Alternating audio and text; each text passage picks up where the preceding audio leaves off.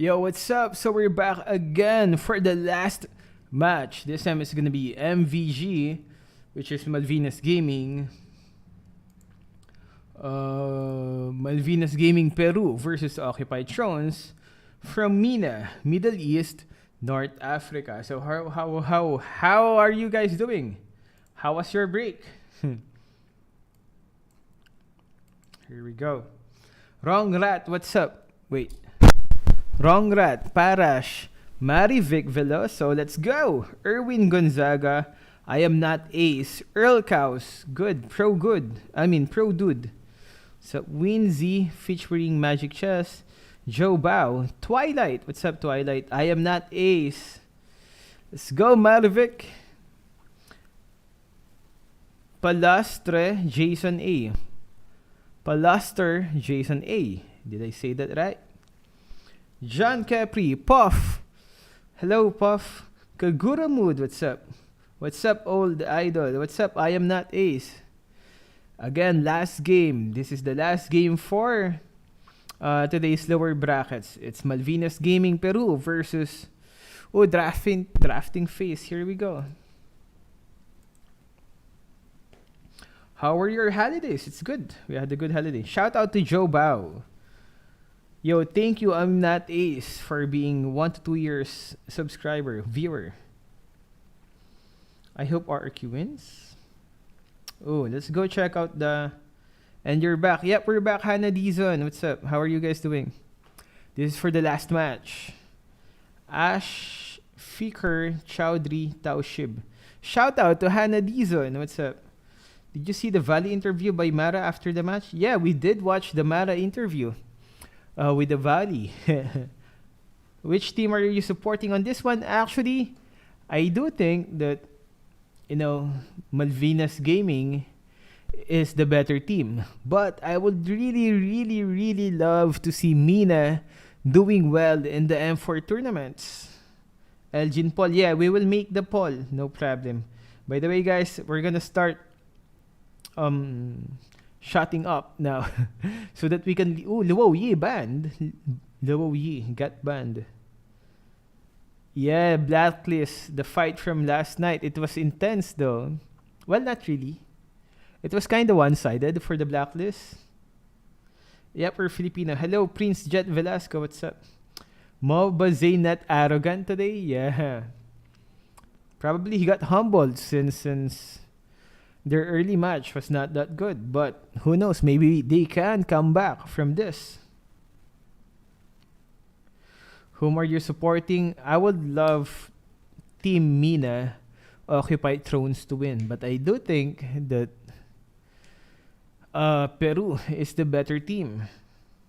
The interview was funny. Yeah, a lot of touching, right? Salboy Alo, what's up? We were actually live stream when the interview happened. How's your Reese? Macha, what's up? Oh, Harry has been banned.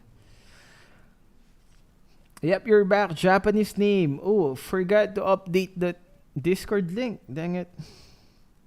What do you think about the banning phase? We rarely see... This is the guys that are usually getting banned on these M4 tournaments. Probably except for Luo Yi. But you always see Glue, Joy, Kerry on the ban list. 1-1, Faramis. But not so much with Luo Yi. They got Eve though. Sophia, what's up? Sophia Tam. Did TV win? Yeah, TV won. 2-0. All wins. So looks like TV is gonna be back. Di ko napanood. Yeah. We actually just took a break. A 20-minute break. We were live streaming the other matches before. We took a 20-minute break because the chat was getting sus. The chat was getting intense, so we couldn't wait for the next match and had to take a break. Kagura Mood. Yep, Television 1. I'm a fan of Hun, yeah. Hun did good, but Mobile Zane did good. Basic did good. Hey Elgin, thank you for giving me some tips. Yo, no problem. I am not Ace. That's our job. Elgin has a Discord. Yeah, we have had Discord for like years and years and years. Charles TV, what's up, Charles TV? Chicken did good too, yeah. I want to see Elgin play. Elgin, don't you guys have any professional team to this? Nah, to be honest, Ashifikor, most of our time goes to the video editing and animations. Although we do play a lot, but still, like a lot of our time also goes to the video edits and animations. Not so much on training in a pro style, in a professional way. Don't blame it 100% on chat, Elgin. Yeah, probably. Justin Bonifacio, your prediction, Elgin, like I said, for our prediction on this one, I do think Malvis, the Peru team is gonna take this one. They are the better team, Malvinas Gaming. If we're gonna base it on their stats on the group stage, Malvinas Gaming was doing better, way better as compared to the Occupy Thrones MENA. MENA has not yet won a single game. Buts, and a lot of buts. I would love to see MENA do good on these matches, on these M4 tournaments. Because we were a guest on their MENA tournaments. We became a guest on the MENA tournaments, and there were a lot of other professional teams duking it out on the MENA tournament. And I really hope they do better on this M4 tournaments, because they also did kind of bad on the M3. So hopefully they win. But like I said, I do think the Malvinas Gaming is the better team. Hapunan and Paul. Yeah, we will work on the Paul. When are they gonna play again? MENA win, Valentina. Yeah, hopefully OT does a better job. As for tomorrow's fight is just gonna be the winners of the lower brackets and the losers of the upper brackets. So we will still have to wait for the blacklist. Blacklist, by the way, is fighting the RRQ Indonesia on their next fight. Sorry, bro, we don't give skins during this live streams.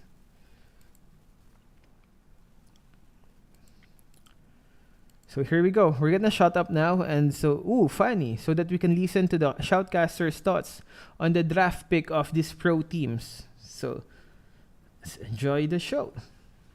Yeah, Lolita. Into the jungle already. It's going to be the Lunox. So you were asking about it earlier in the previous series. Now we're going to see it. I mean, you have the brilliance to get away. You know, if you do get those ganks, you're a bit maybe. Hannah Deason says you can get her skin. Whoever was asking for the skin. Or the Fanny. I was thinking maybe a Moskov. You guys were saying Saber, something to bring that down. So I'm a little iffy about it. Honestly, it really, at the highest level, you expect a Grok to be able to kind of lock off particular angles and kind of funnel Fanny into a death trap, right? That's what we should expect to see from this game. But I don't know, it's still hard. Fanny is a really creative hero, and it's a dynamic way of getting in and out of fights with the steel cables. You have so much more flexibility than so many of your opponents out there. Yeah, I think again, you make good points. It really just comes down to how to utilize the Grok. You're going to have to shut down that Fanny. Now, even I believe the Kufra was open, so I would have liked to possibly even see a Kufra, but Lolita is still a great option. With that being said, it's time to roll into a game of our final best of 3 here today. Are you ready? Because it is Occupy Thrones up against Malvinas Gaming. All right, so taking a look at the emblems real quick there, he is running the high and dry on that Grok, so might be looking to even possibly get some early kills, or they're going to be focusing on the side lanes even, right? And finding pickoffs to garner them that lead with this lineup they have. Also, with Prince Fran being on this Ranger jungle, when it has been picked, running this killing spree, it has run rampant before, but you're working against Leo here on this Fanny, so this is going to be still quite the job cut out for Prince Fran specifically, but like we highlighted earlier on, he's done it before. Oh, Dragon taking a bit of damage here. This is what I was worried about. Leo trying to come in. Maro going to poke him in, and Dragon's going to be forced to go back to base here. Oh, interesting. he decides to go back to basic use. It's the fastest way to actually get to his orange buff side, but it does mean that Prince Fran has an opportunity to actually catch up and now is out-leveling Leo by 1. And now with the Little Wanderer, they can start moving towards the bottom side. Most definitely. Fury looking for something. I like the aggression from both teams here. No one too scared to get in the other team's face. At first I was a little worried the way Maro was playing. I thought it was going to give Prince Fran a lot of trouble, but Malvinas Gaming answering back. Yeah, I mean, this is the typical kind of process, right? All this, the farming, the poking back and forth until the first turtle of the game. Maro, though. Oh, Maro taking a lot of damage. Prince Fran looking for something there, but still unable to find it. I think he would have. He had his ult, right? He could have 100% secured the kill on that one, but here comes Leo! Oh, here comes Leo! I mean, what else can you say about that? You can see it coming, the steel cables, and then the doom is near. I mean, that's why when you have a Fanny across from you, you really don't want to be like you don't want to be at a fourth of health, right? Especially this early on. You know the burst is going to be there already. So this is already an advantage. Dragon going to get poked again. Trying to set up here. Ooh, Hulk comes in with the bravest fighter. Dragon uses the wild charge. This is a real-world manipulation. Both go down, but the stun does come on to Prince Fran. Now comes the Destinata. Does not connect, but Leo will connect. Prince Fran forces dash away, but he's not going to be able to make it. Leo picks up another kill, putting him at 2-0. Things are looking so good for Occupy Thrones. They have a really good idea of what they want to do against Malvinas Gaming, and unfortunately for Prince Fran, I think he's a little too hesitant on his ultimate. His ult? Yeah. He should be using it more often to initiate fights, to get the initial slow. Yeah, I mean, that's what I think too, and you can already see, right, Leo's off to a great start here, and I feel like if you didn't catch it during the draft, that's why he was clapping, right? He locked in this hero of his, that he loves the Fanny here. So, and it's already off to the 2-0 start. Itemization-wise, too, everybody's still working on that first big item of theirs. But with this gold lead going in favor of Occupy Thrones, they're in a great position here, especially, again, Maro on this Kaja has Flicker in just a couple seconds here. Might be looking for a Divine Judgment play if he can find one. Oh, I think he might do it right here onto Steppe. It looks kind of good, but no, he's not going to take the angle. And I think, you know, Occupy Thrones at this stage of the game generally is going to be thinking about, like, how do we snowball out of control? Because if we're talking about scaling, Malvinas Gaming, they've got some really scary heroes on their side. Yeah, but so does Occupy Thrones with Gato on this quad. We know there's some possibilities, some insurance for the late game, along with the sustainability that you get from that Kaja. I mean, I'm a little worried. It's already a very bad start, but here comes the Divine Judgment. Steph may go down. Gato comes in with the Blazing Duet. Harley trying to do something, but it gets stunned down. This could be bad. Steph being picked up. Leo gonna find that kill. In comes the bravest fighter onto Harley, forced to go back under that tower, and Occupied Thrones is breaking down Malvinas. See, that's the frustrating thing with Granger, right? It was Fury one hit away, but you just couldn't angle enough to get it, and now on the bottom side, they're going to clear that out. Still, I think a big question is, where does this Lunox fit? How does it go along with the rest of the game here, right? Joel Crew having the mystery shop here, going to be working towards building those items as fast as possible, because that burst damage, especially from the Chaos Bolt's obviously pretty scary, even at this point in the game. Dragon, though, should be just fine. Gonna have to recover, but still, you don't want to be low health here, especially with a Fanny across from you. And this should set up Occupy Thrones, possibly for another turtle. I think for now, they're definitely gonna get the turtle, but I feel like if this game continues in the direction that I think it's going, and looking at the game status of how the position of Occupy Thrones is right now, it's going to spiral out of control. Leo, he's already previously 2 levels ahead of Prince Fran, now only, well, still 2 levels. He needs to start pushing into the enemy jungle and continuously pulling attention to himself so that the laners can do their job. Lapu is already controlling the Grok. We look down bot side, they're already setting up for a potential one-shot kill with a Divine Judgment onto this Lunox. I mean, even looking at the items, right, you have Joel Crew finally getting that Clock of Destiny locked in here. A couple more items. Pretty much at this point, everybody has that first crucial one. A lot of Blades of Hephaestus as well across the board. But still, how does that transition to these early team fights, these early skirmishes, especially with Turtles? I mean, at this point, you're kind of just giving it up if you're Malvinas Gaming. And now here on the bottom side, oh, there it is. Divine Judgment on a Joel Crew. We saw it, but they did it. Now the Immobilize does land on a Fury, but Leo finds it. Prince Fran goes down. 4-0 and 0. Leo may still want more. Trying to cable around. Morrow gonna hide out in this tri-bush. This is looking rough with a 3K gold lead going to the side of OT. I feel like, oh wait, Not hold another on. one. Not another one. Okay, he's gonna get out here. I don't think it would have been another one. I don't think anybody has enough damage to really put the play out here, but Maro completely disrespecting the spacing on purpose, and he knows where everybody is on the map. I mean, they're still going at it here, right? Morrow in complete control. Top side, though. Dragon gonna get taken down pretty easily. Leo's just unleashing. I mean, this is just the Leo show in the jungle, but still, you complement it so well once again with Morrow on the Kaja here. And you're wondering, you know, we haven't seen Franco much. Well, that's because there's Kaja. It's on-demand targets. Oh, but the Destinata does land on Morrow, finally. Arle picking something up. Leo trying to find one of his own, though. Moves in, but it's a little bit too much more than he can chew. But now with the turtle up, Steffi gonna maybe try to zone this away. Fury getting a couple pokes in. Hulk is here as well, but I think we're at now a bit of a standstill. Yeah, I don't think this is good for OT at all. Right now, Fanny doesn't have her purple buff. She needs to go back, pick it up, and then come back in. Malvinas Gaming are unaware of this, or I didn't notice that Leo only had the orange buff at that point of time. They technically could set up, and yes, they are hovering ready in flank positions to get rid of somebody. Ooh, and look at them. They're gonna come on to Hulk. That's the target. Mission completed. Hulk goes down. They This gotta be could careful. give Malvinas a little bit of a chance, but wait, Prince Han is the first one to fall. Leo now looking for the next one. The Numenon Blast lands down, and the damage is in. Brilliance forced to come out just to get away, but Dragon still falls. Morrow taking a bit of damage, but Leo's on the hunt. He wants one, he wants two, but he just can't find it. Back to the reset for the turtle. Man, I mean, so this is frustrating if you're Prince Fran because, what, in 1 to 2 seconds, you're just deleted? I mean, it's so hard to even play around that because you literally have one dash on this Granger here, and especially with the Malefic Roar being picked up by Leo, this is, I mean, he's 7-0, right? He's just massive in this game so far. They might even have just free control on this Lord. At this point, Malvinas.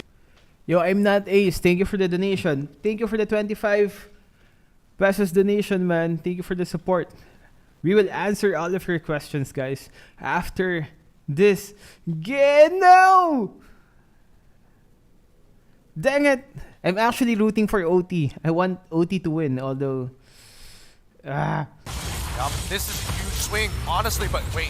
Leo, Leo, don't do it! Leo wants to come in, trying to find the moment. Gato comes in with the Blaze Duet. Harley and Steffi are melted down, but Hulk is here with the bravest fighter, trying to lock on, but they're on the chase, and Hulk goes down. 2-for-0 trade currently. Gato forced to back off, but Malvinas Gaming know their health bars are low, and Leo's still in the field, so we're going to wait to get this Lord. That took discipline. I mean, you saw the Chaos Bolt was committed from Joel's crew. They whittled down the Lord, what, to less than half health? And they still pulled off Prince Fran, deciding to go on the members of Occupy Throne. Speaking of Prince Fran, almost gets caught down. Gato finds it. Numenon Blast does come down, lands on to Fury, but now they are out of the real-world manipulation. Oh, wait a second, big flicker! Dragon finds his connection, and Fury 77 goes down. Ladies and gentlemen, we got a bloodbath. Oh my goodness, Dragon, the difference maker right now. And I get where you're coming at. It does take a lot of discipline to pull back. I think Occupy Thrones made a smart decision of throwing bodies to actually try and chunk Malvinas Gaming as much as they can to get them off of that Lord. Their lead, their 3K lead, now only cutting down to a 2K lead. Oh, potential dive down bot side though. Oh, tries to get it off, but gets stunned. Wait a second, Morrow is here to help out, but wait, that's a little bit too much. Forced to back off, but he does save Hulk. I mean, these are great moments for Malvinas Gaming. Don't get me wrong, right? Even itemization-wise, they're finally getting some of the items they need there. Like I mentioned, Harley's got the Ice Queen wand now. Dragon picking up a BOD here. But still, all that happened, they don't have any turrets down, guys. They need to get space on the map here, and that's why you see them struggling so much to actually get this Lord. It was about a 4K gold lead for Occupy Thrones at one point, but they're still going for picks here. They're still trying to get kills because they know we don't have this objective control that we need, despite us winning some of these skirmishes. And even Occupy Thrones doing a great job at just keeping them there. Oh, this is bad. Dragon will get picked off, and that is huge. Steffi just wastes the Numenon Blast. That is a lot of material, a man and ult down. Malvinas Gaming going to be forced to back off here. Oh, I mean, Steffi had the right idea. He wanted to flicker in, but they're about to lose the mid tier too. Leo getting away with too much. Way too much. And Malvinas Gaming, honestly, you can't stop him at this point. The snowball is huge for Leo. He just needs to convert into a lead. Oh my goodness. Oh, Destinata does come in, lands on tomorrow, but still not enough damage. Lord, wait a second, conceal play. Does Steffi have something up his sleeve? Joel with the flicker in. Yes, lots of damage. Fury 77 goes down. Joel Crew wants to find Morrow. He finds him, 2 down. Lord down to about 20%. Hulk in the back line, focusing on to the rest, but he will fall next. Leo, though, does find Prince Fran. Make that a double for Gato. It's 3-2. Yo, Hannah Dizon, thank you for the 25 pesos, Hannah Dizon. Thank you for the support, the donation. Thanks. Off throws his hands up. Was it worth it? That's still the question here. Now, finally, Malvinas Gaming out of that whole trade. They're finally going to get a couple turrets in the tier 1, get a little bit of space to work with here.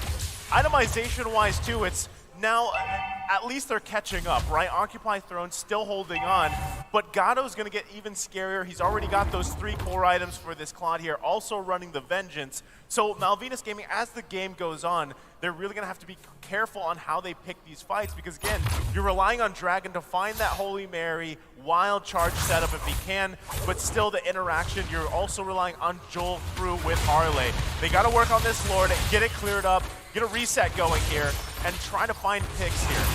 I'm actually on the opposite opinion. I think Malvinas Gaming would say, all right, take what you want. As long as we're not too far apart and we hit critical mass, we've got a really good opportunity to turn this around because that's the power of Lunox, who just scales to almost infinity here and makes it really difficult for Gato, who has to take vengeance just to keep himself alive against...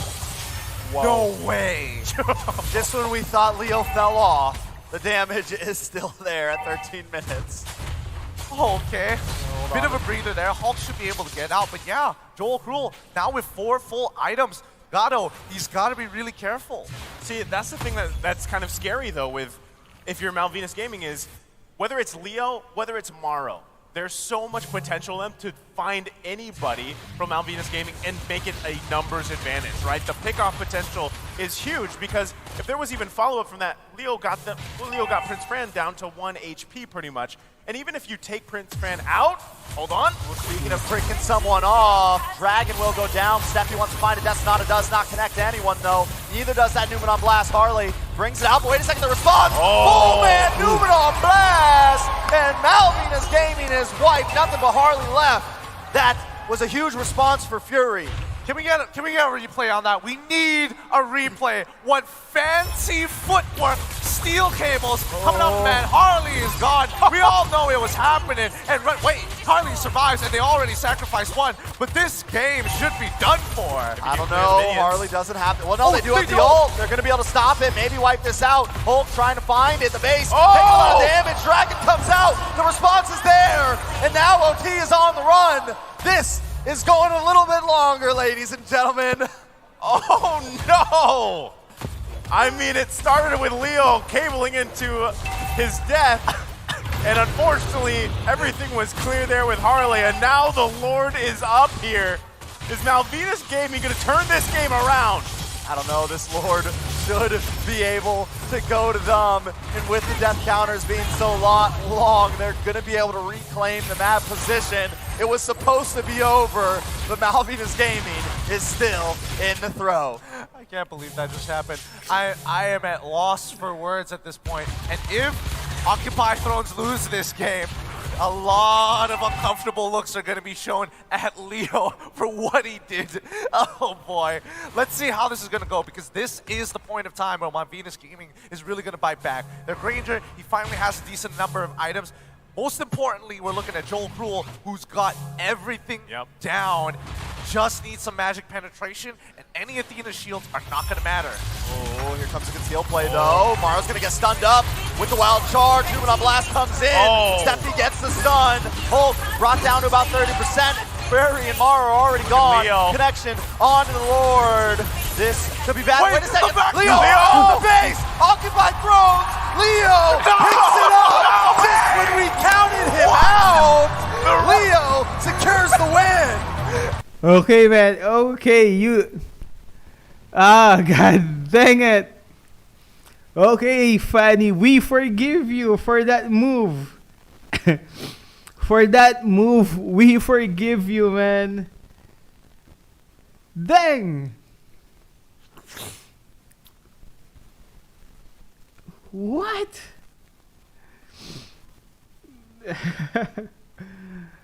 I was I was mad at OT for that move, but now, okay, good. The OT's first win. Occupy Thrones Mina's first ever win ever since they've entered M4. What happened? Did he? Yo, show it more.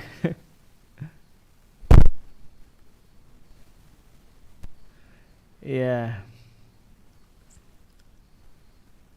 No map awareness. I don't know. Weird. It felt like it's just in the rank games, man.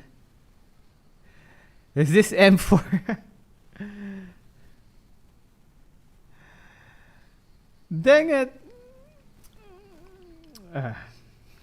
Yo, for the thing James B was asking, should we live stream plays? We actually have, to be honest, just live streaming this M4 event is taking a lot of time on our usual content. That's why we're not sure if we're gonna be doing that.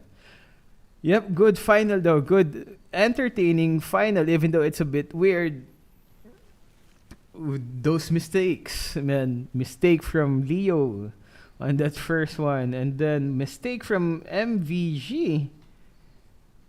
Or was it just something that they did not see?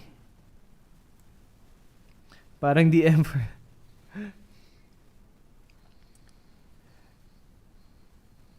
Ace, what's up? Elgin, thank you for reading my comments. It's actually the first time someone in stream read my comments, and I was shocked when you read my comments. Yo, again, by the way, thank you Ace and Hannah Dizon for the donation. Thank you for the support. Parang rank game. You don't usually don't see those mistakes on tournaments like this. Na echo. Shout out Elgin, Kurosagi, Ichigo, what's up?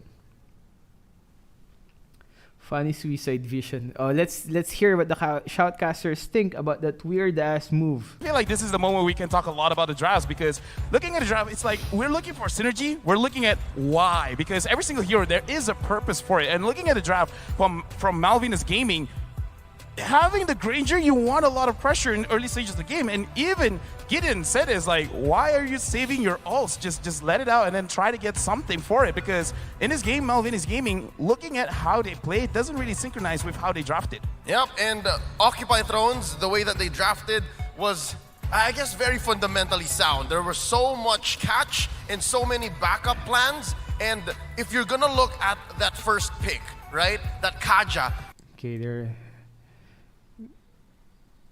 Fanny's instant redemption arc.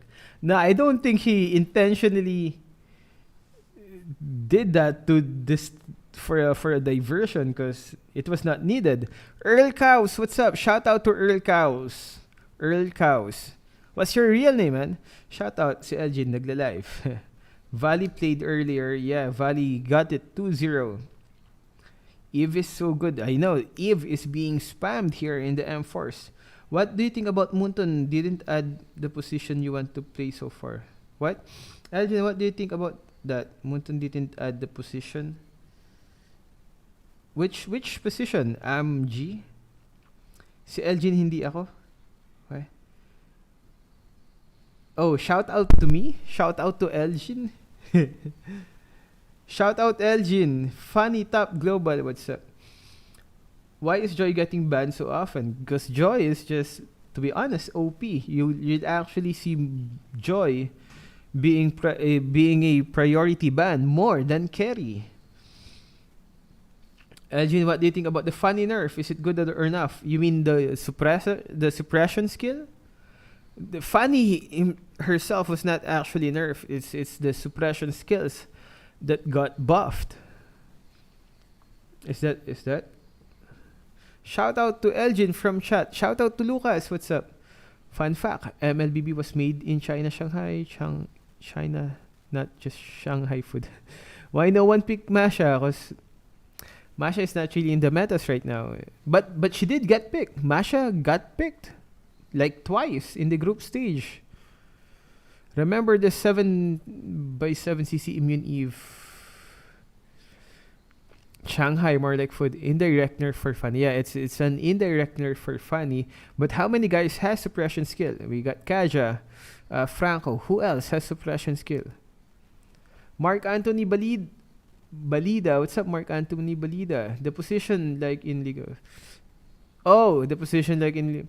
Well, I think... Stay safe, Elgin. Yo, thank you, Penzu Jamir. The position like in... I think the gameplay of Mobile Legends is unique as compared to the other MOBAs. I think that's one of the charms of Mobile Legends. Right? Because the target of Mobile Legends is more like the average people player as compared to the other games wherein their target players are more of the like higher, a bit more complicated. I think that's the charm of Mobile Legends is it attracts even normal people that does not play games that much. I mean, you can see OT overtime. The slow of Eve is annoying and Grak. Yeah, Eve can be one annoying hero. Hardcore. Yeah, hardcore gamers. That's the word I'm looking for. So I think that's the charm of ML.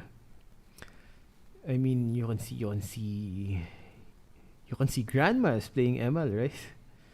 Titas, titos. Even when I used to go to the mall during I used to go to the gym mall during closing nights, and all of the guards there guarding the SM.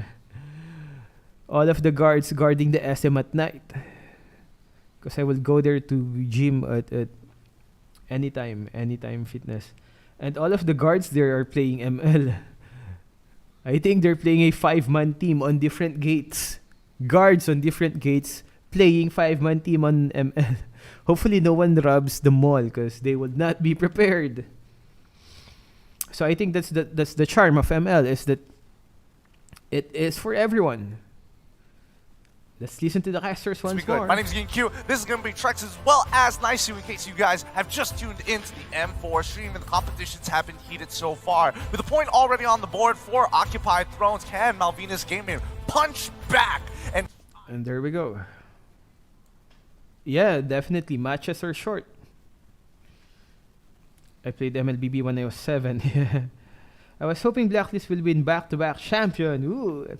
Right now, the top teams on the upper brackets right now is Echo Indonesia. I mean, Echo PH, god dang it. Echo PH, Blacklist PH, and then Onyx Indonesia, and RRQ Indonesia. So, Indonesia and PH are the top teams right now on the upper bracket. But that will soon change. Ooh. Echo versus... So it's going to be PH versus PH? Or is it going to be Indonesia versus Indonesia? Or another PH versus Indonesia?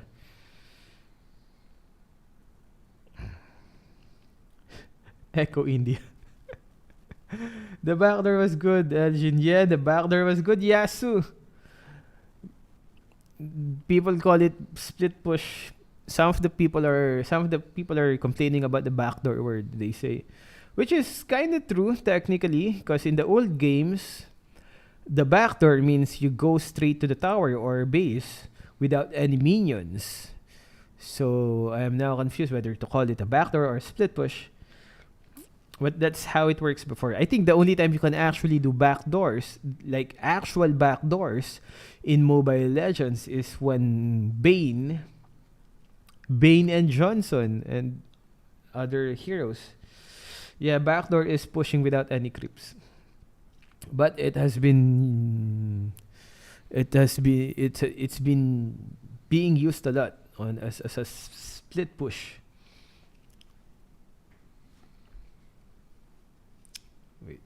by Occupy Thrones like Mauro in those early mid games, I think he's doing a lot of work. So give him Franco, give him what he wants, whatever he says, he's like, give it to me, I want to play it on first pick, hand it to him. He's doing the works. I think they need to be a little more particular about it too. They showed that Granger, I feel, maybe. Man, we're getting sick. Okay lang if it's Echo, win, at least both PH. I support Filipino, love YouTuber PH. Ooh, from Hannah Dizon. So which teams do you think will meet as the final two?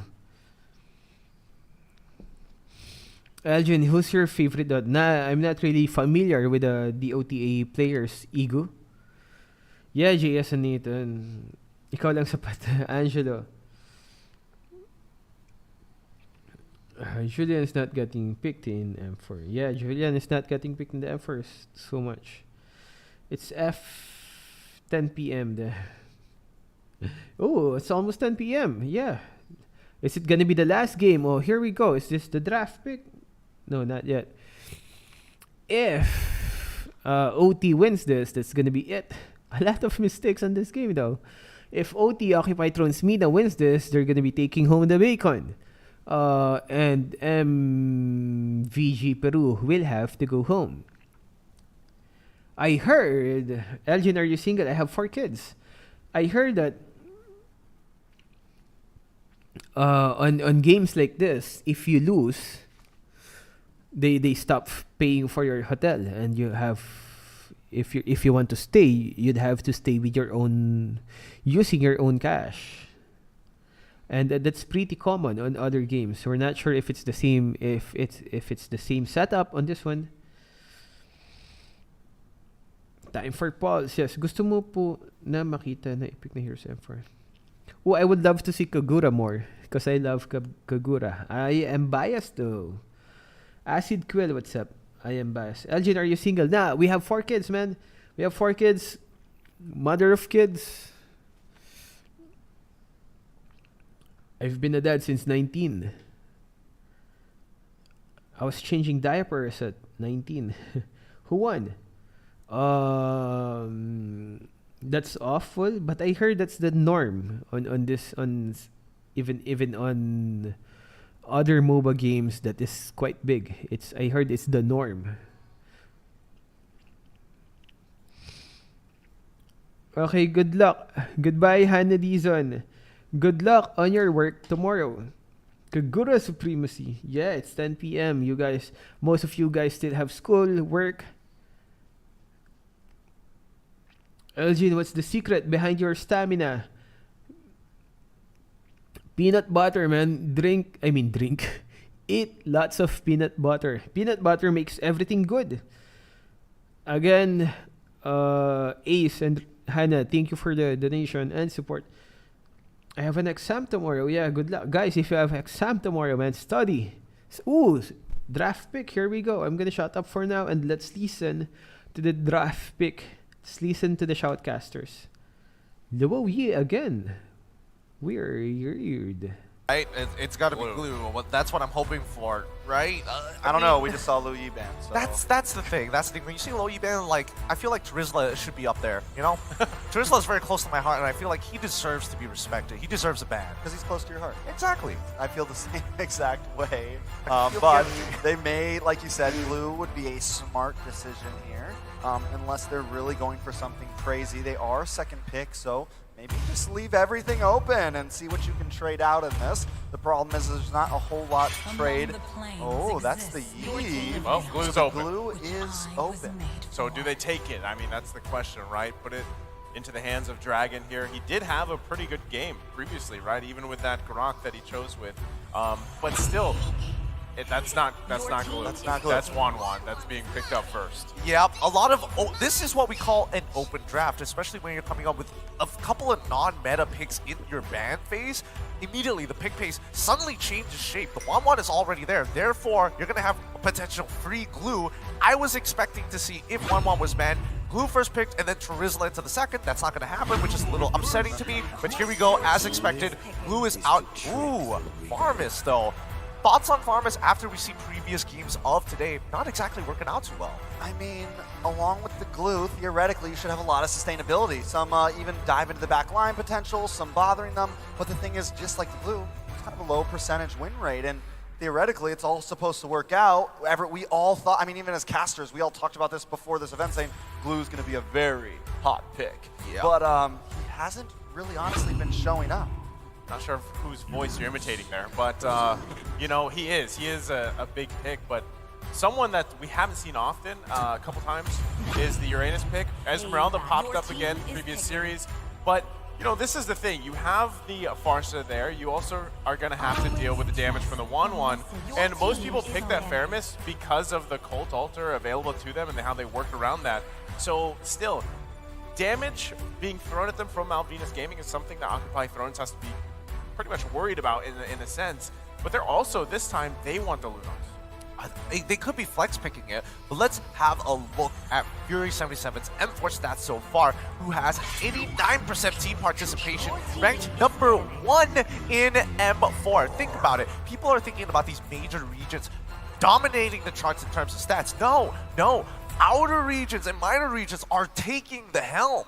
Most definitely, but they have also just started in this bracket, so there's a little bit of time for them to catch up or possibly lose out in some of these stats, but still, I gotta give it to Fury 77.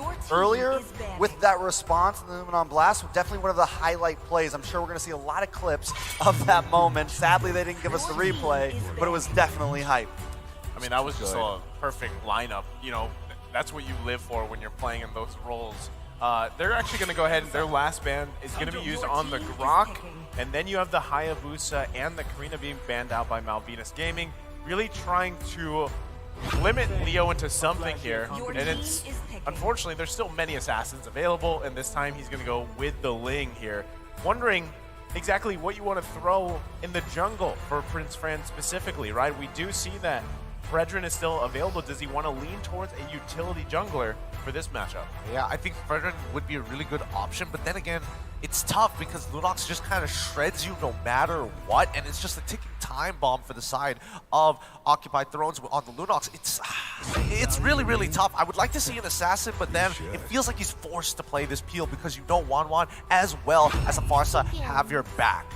Now, Malvinas Gaming doing kind of what I thought they were going to do, pick up a bulky jungler this time. Since Occupied Throne showed their hand first in the jungle, we got to respond to it, but the Ruby pick, we haven't seen that a whole lot. I think we saw it once the other day.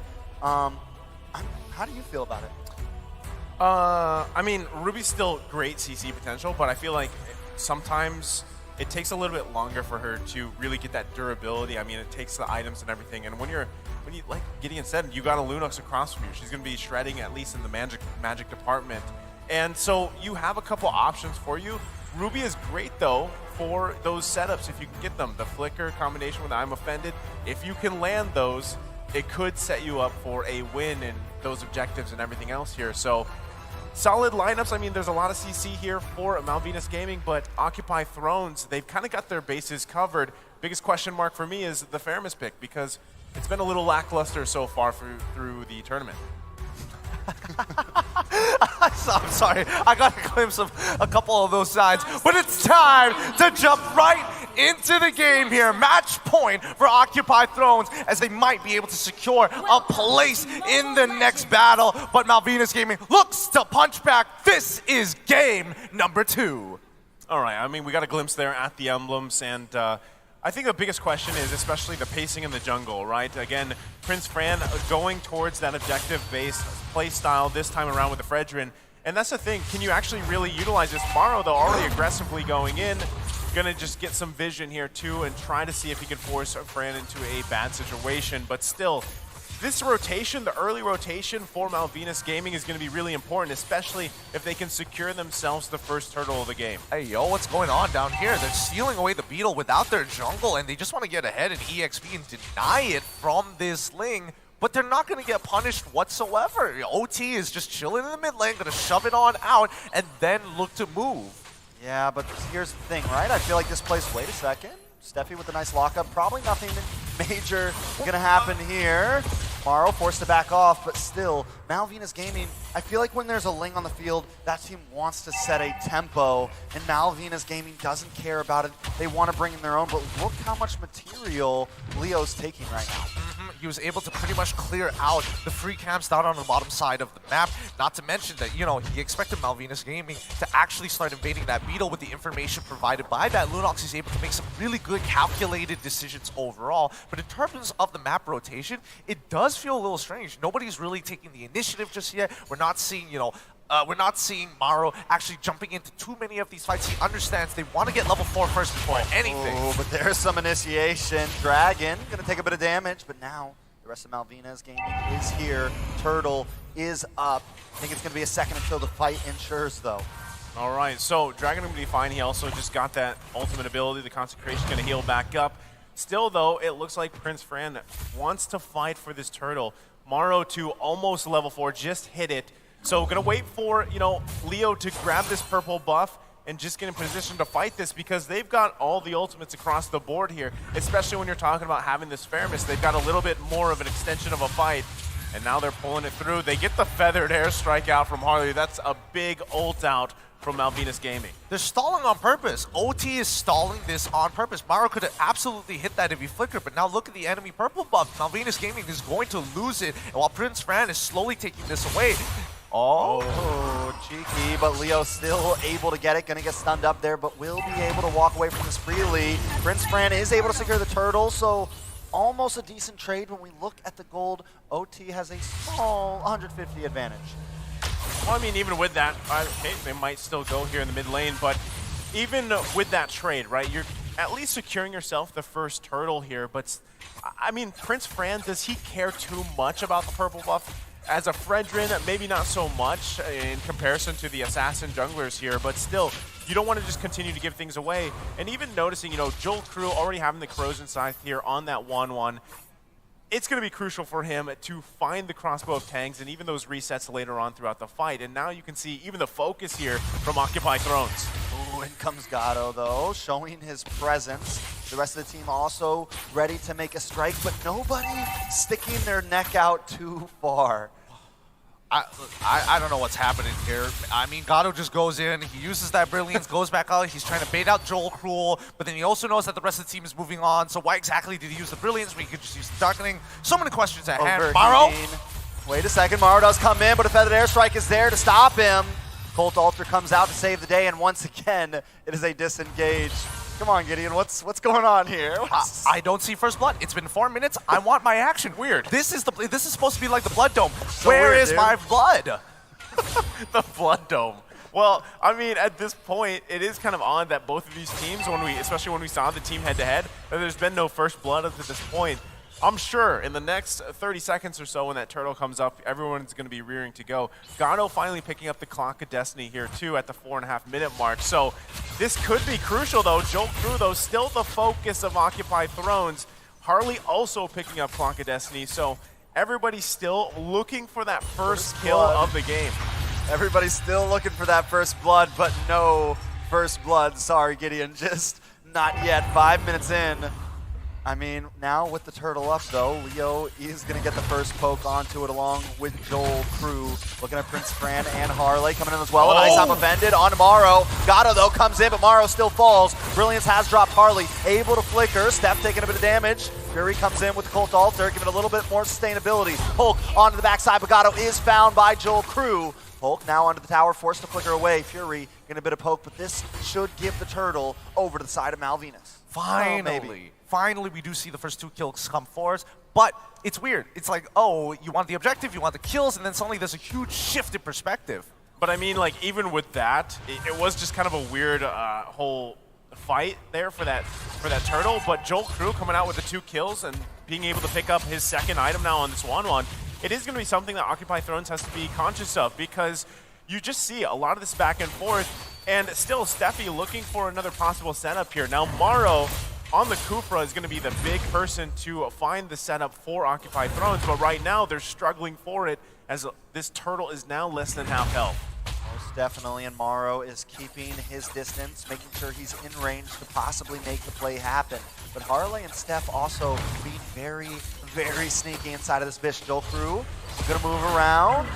Dragon trying to delay that purple buff, but it still goes into the hands of Leo. Off camera, Morrow is picked off. Harley taking a bit of damage, will fall, Hulk finds it. Hulk in the midst of things, Joel Crew gets crossbow tang. And he will find it. The Cold Altar still not enough. Finally with the killing spree. But now OT is on the hunt. Leo here gets stunned up by Steph. And Joel Crew finds another. That is a double kill. And still the Lord is not taken. But they have got what they need because it's 5-1 on the board. Oh my goodness. I mean, honestly, things could have gone so bad.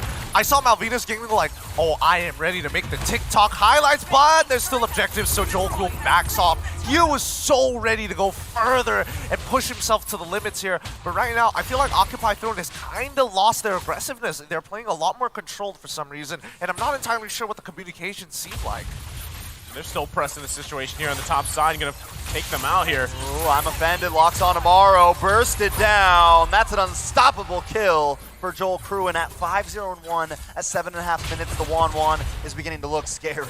See, this is a big problem, and this is why you see 1-1 banned out quite a bit, right? Because you get to this point in the game, it is a 3K gold lead, but all those kills, all that gold is on that 1-1, and it gets really hard to deal with here because typically you see teams dealing with a 1-1, you know, juggling Winter Trojans later on through the game. That's a Wind of Nature being picked up by Joel Crew as well. So now he can be even more of a nuisance, even more confident in trying to get those weak points off so he can pop the crossbow of Tang, and this is why you just see them take control of Occupy Throne's jungle. Ooh, Morrow trying to dive in and make it onto Joel Crew, but it's still not enough. A nice I'm offended, locks up Maru. He drops Hulk along with him. Fury 77 now on the run, does a nice bit of damage, but he falls. Joel Crew 6-0-3 now.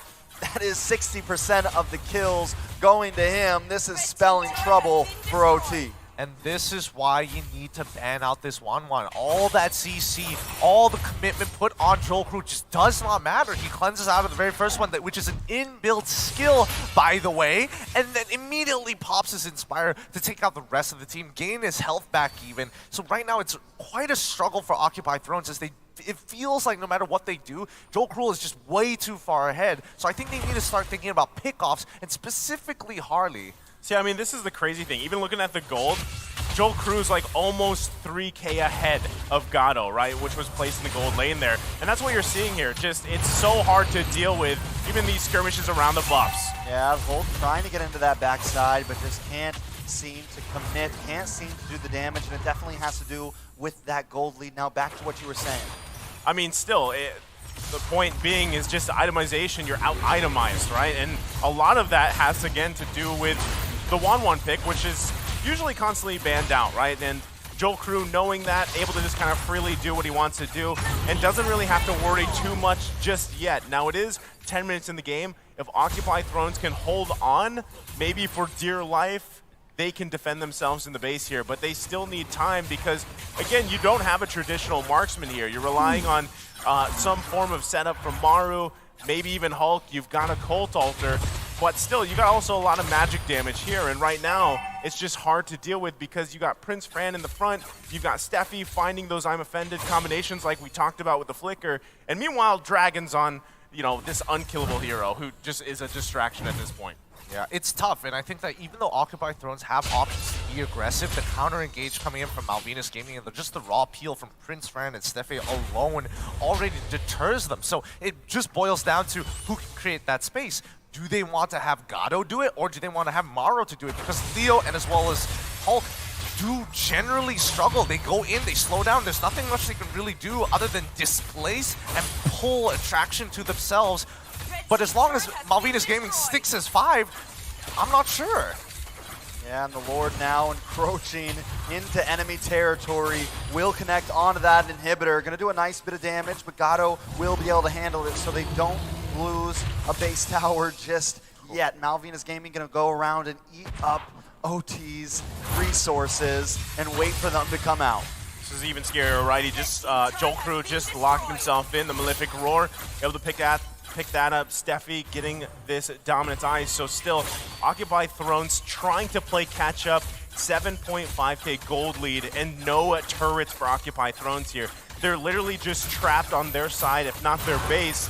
And I mean, Joel Crew, the turret plater, number 2 highest turret damage per minute. That's 951 damage. And this has been a game for him. I mean, if it was Leo's game, the previous one, this one's Joel Crew here. You know, for now, I mean, for all we know, this game could drag out longer, but let's have a look at Joel Crew, the turret plater. You know, the second highest turret damage per minute at 951. The man is able to push really fast and somehow is able to shred these turrets without taking too much damage or getting punished that heavily. Yeah, another amazing statistic for one of these lower bracket teams. It definitely goes to show how much of a stars they are. God dang it, kill each other already. Let's shoutcast. Let's shoutcast so we can stay awake. Here we go. It's goddamn your Anus going on the bottom lane, pushing. There's Farsa Bird, Fredrin, the spam hero right here on the M4. Yes, this is game 2. They're basically killing each other with boredom. Nah, not actually. Face reveal when... Yeah, we do face reveal when we do unbox. We actually have... All of our unboxing videos is a face reveal. So again, your Anus on top lane. 1-1... Ooh, Kufra trying to contest for the turtle... for the Lord. So red guys about to contest for the... Oh, snap! Kufra ultimate. Lots of Ruby spinning. And that was just 1-1 going cray-cray on Glue, but Glue surviving. Ling, mother-licking Ling running. So here we go. Free take for the Lord. Looks like the red guys is not gonna contest it. OT. 1-1. Taking the Lord down.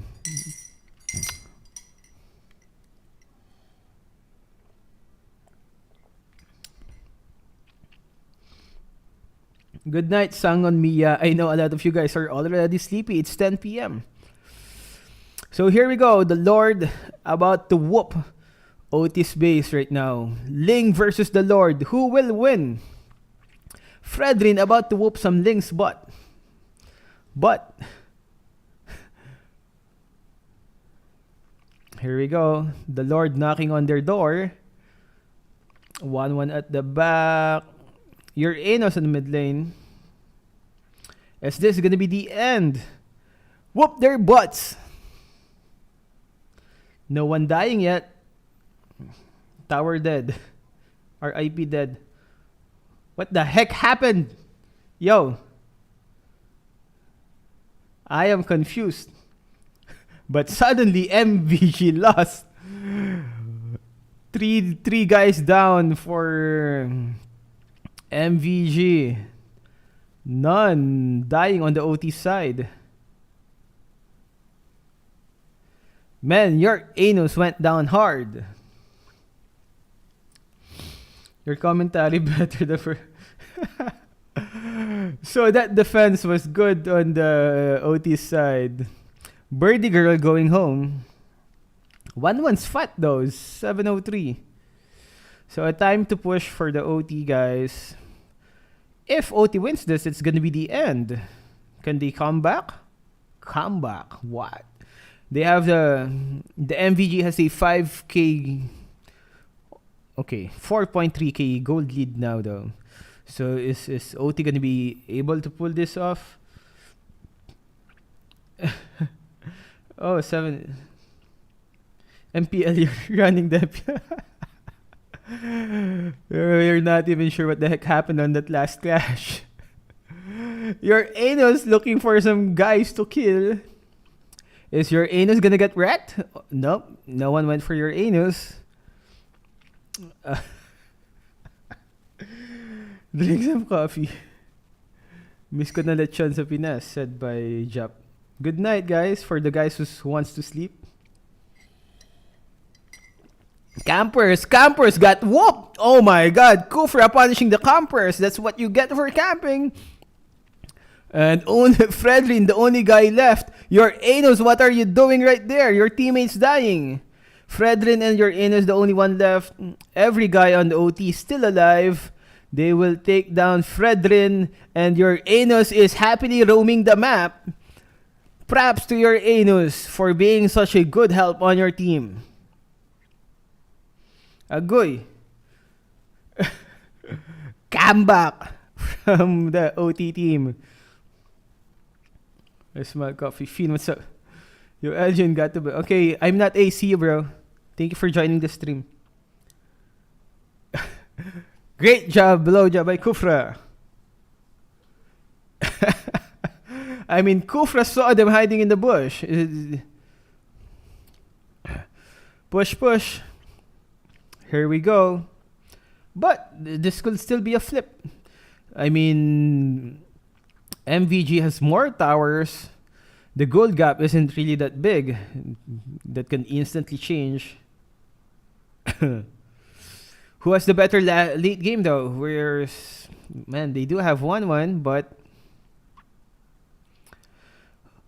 OT does not have any MM. Here comes the Lord.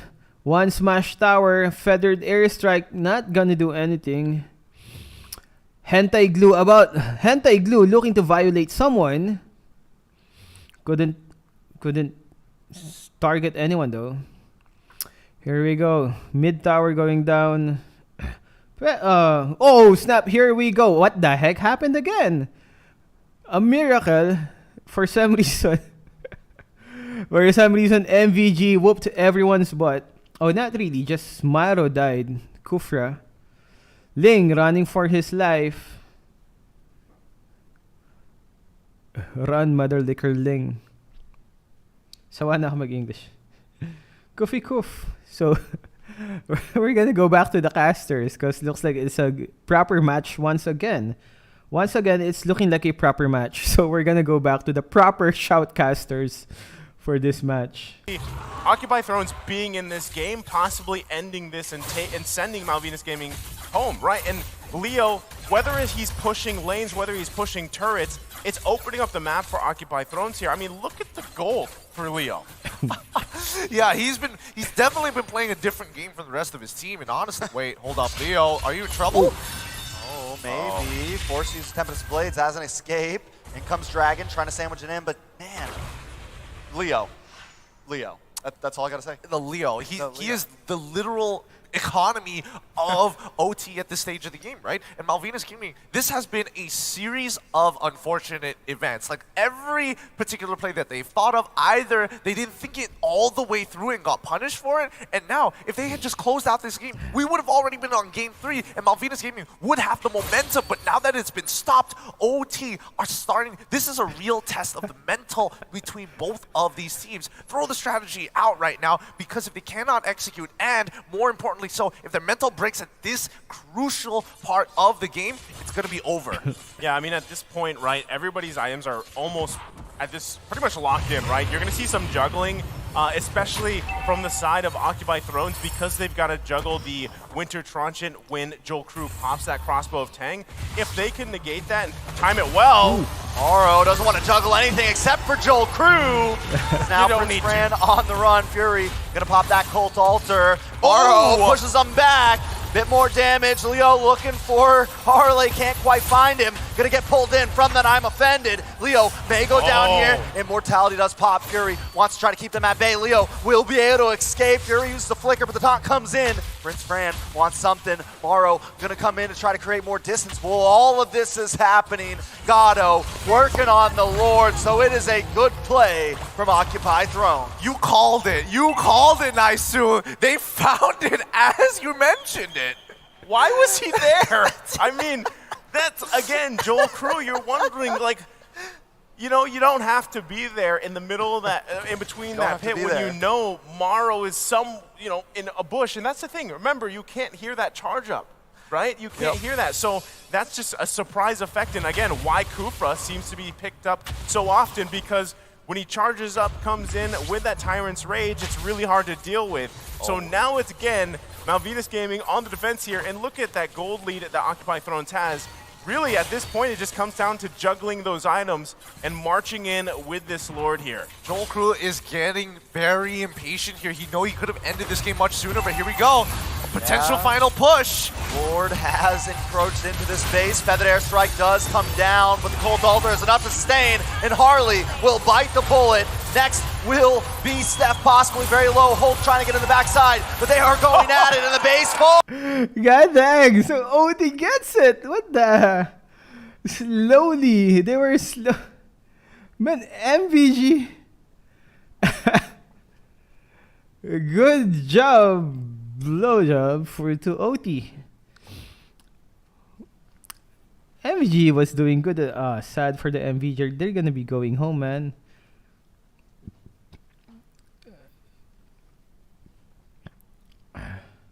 So good. I wanted this to happen. So MENA finally they can move. So I'm gonna show you guys the I'm gonna show you guys the fight for tomorrow. Okay.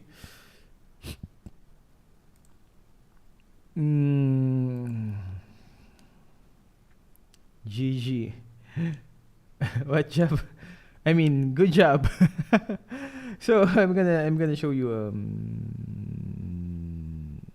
the picture. Here we go. Nice though, nice. We're gonna check their video again once they get interviewed. But this is basically gonna be the match for tomorrow, okay? So that you guys can see. This is gonna be the match. So RRQ Akira is gonna be going against Occupy Thrones because they just won this. And Falcon Esports versus S11 Gaming. Team Hack versus INC. Todak versus The Valley. I know you guys have been waiting for this as well. RRQ Akira against Occupy Thrones. Yeah, finally. Definite improvement. So this is gonna be the matches for tomorrow. Can you see it? Is it too small actually? Is it still too small? There we go, bigger. Is that better? That's gonna be the fight for tomorrow. Todak is gonna go against The Valley. So we're gonna have all of these fights tomorrow. Same thing that happened today. It's gonna be 4 matches. Again, whoever loses gets eliminated from the M4. Yeah, but we're gonna have to go through this first before we can see this, right? I mean this one. Hindi kita. Ayun. So let's go back to the casters. Ooh, comeback The Valley. Hopefully, yeah, definitely. Elgin, Todak or The Valley? That will be hard. I would love Todak for more hype. I mean, I would love The Valley to win for more hype. A lot of the guys are actually rooting for The Valley. And also a lot of haters. So if they win, there's gonna be more hype for the M4. Todak though is also looking good. It's a strong team. I am not sure if The Valley can take down the Todak. But I would like The Valley to win. So more hype, right? Upper brackets is I know upper brackets is just Indonesia versus PH. That says a lot. Tomorrow best of 3 or best of 5? Tomorrow is also best of 3. Once we reach the later games, that's gonna be the best of 5. But tomorrow is also gonna be just best of 3. We're gonna wait for Mara's interview so we can go check out the interview on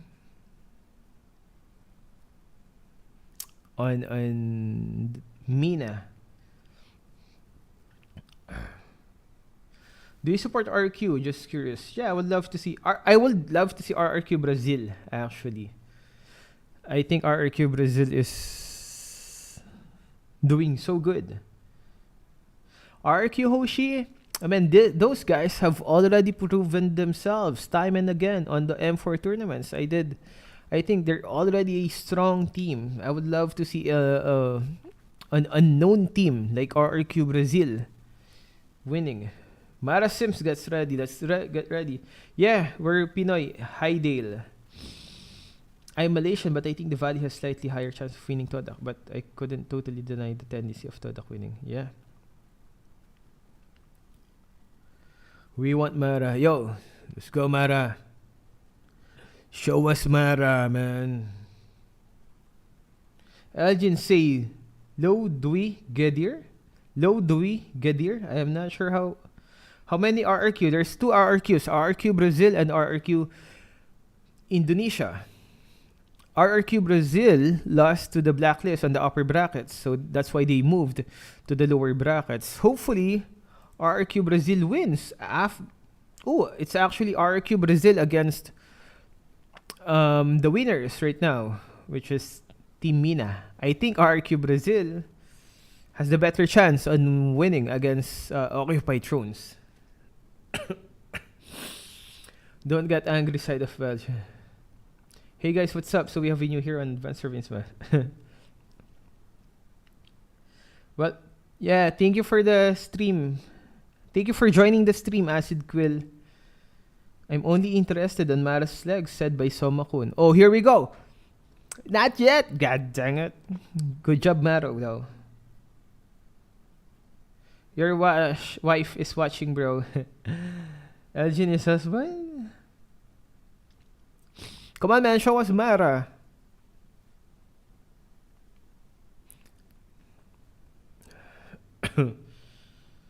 Where's Mara? Mara, not Mara. Mara, not Maro.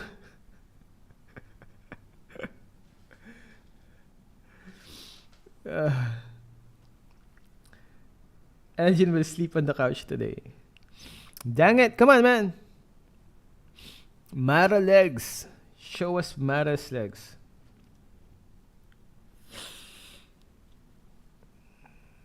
Hi, John William. What's up? Pravashi Chetri. One thing I like about new hero Mara is her animation. God dang it, we're still on Maro. I know he did good though. Ooh, definitely. Maro actually did good. That Kufra move when the MVG was camping, that move I think could have really changed the pace when MVG had the advantage on that fight. Maro in Cebuano is for what? Elgin is 36. Yeah, we're 36. We're still on Maro. Imagine Nana in M4. Yeah, we would love to see Nana. The annoying Nana. Highlights! We want legs highlights. Okay, good though. That Grak flicker from the NVG is actually quite good. Come on, man. How long are we gonna go?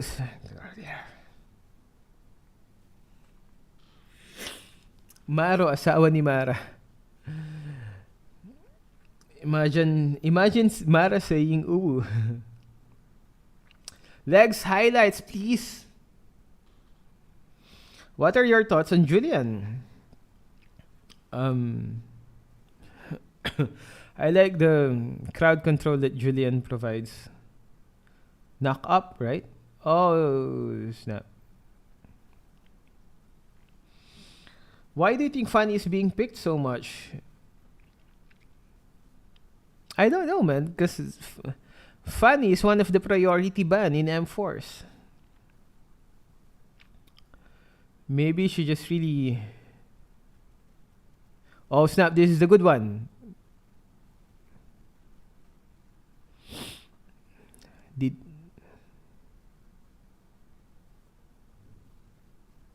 Kaja being used in M4. Yeah, Kaja is also good. Where's Mara? Yo, show us Mara. Yo, there we go. Is it... Highlights finally ended.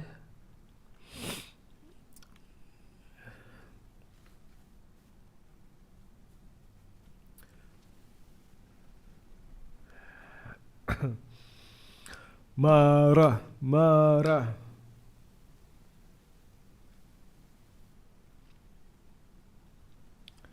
Yo.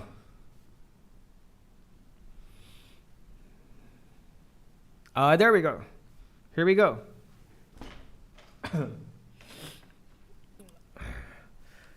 Mara and Clara with the Occupy Thrones. Oh, here we go.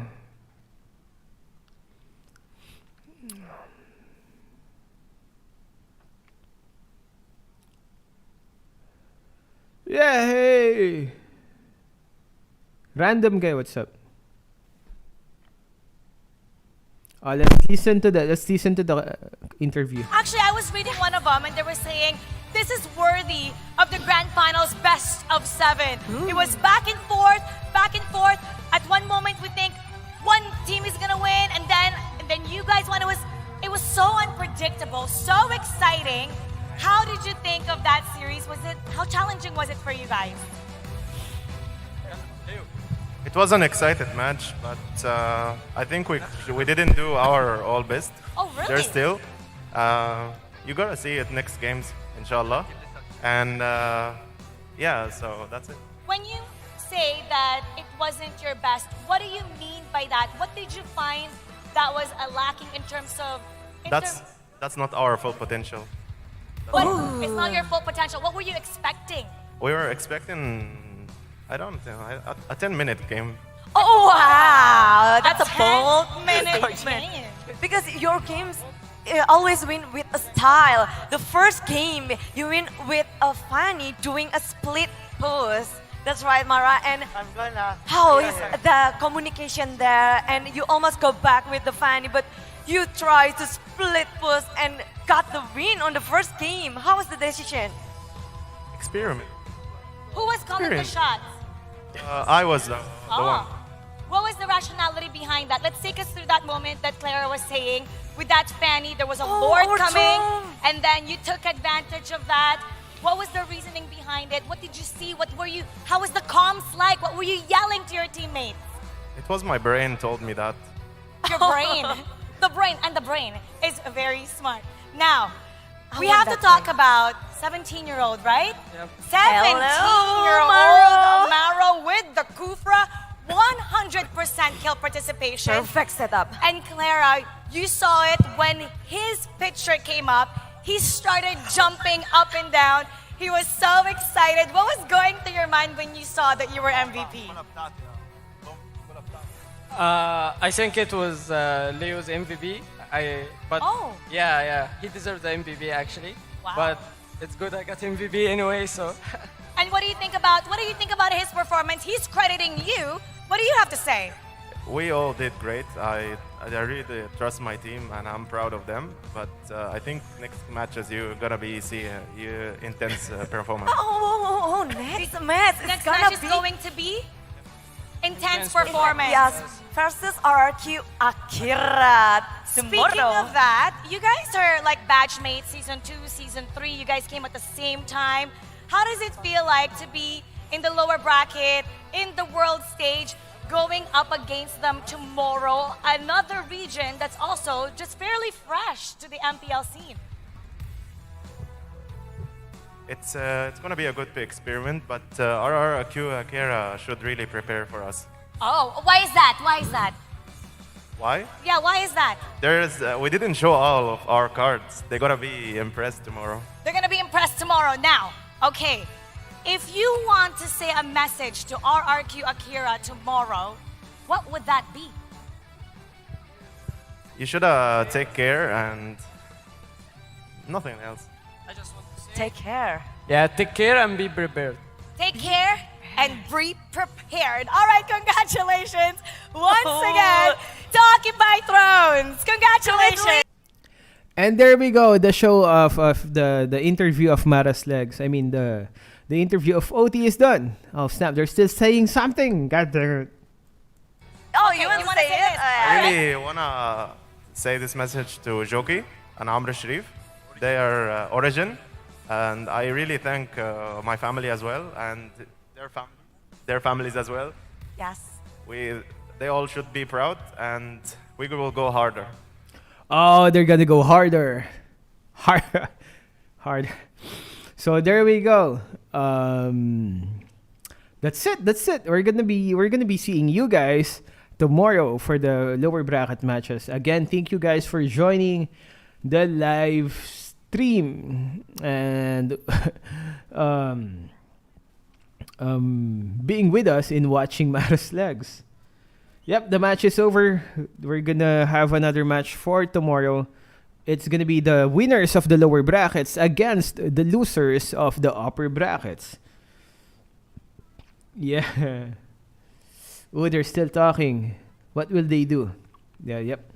So that's it, guys. We're gonna see you guys tomorrow. Thank you for watching, and we will end it now before we say anything inappropriate. So let's go. Outro. Outro. So, bye guys. Have a nice day. So what can you say about Mara and Clara? Are they... Again, I can't say that. Share your thoughts in the comment section. I'm going to leave you with some more skins of Mara and Clara. Stay safe and thank you for watching. See you tomorrow, guys. Bye.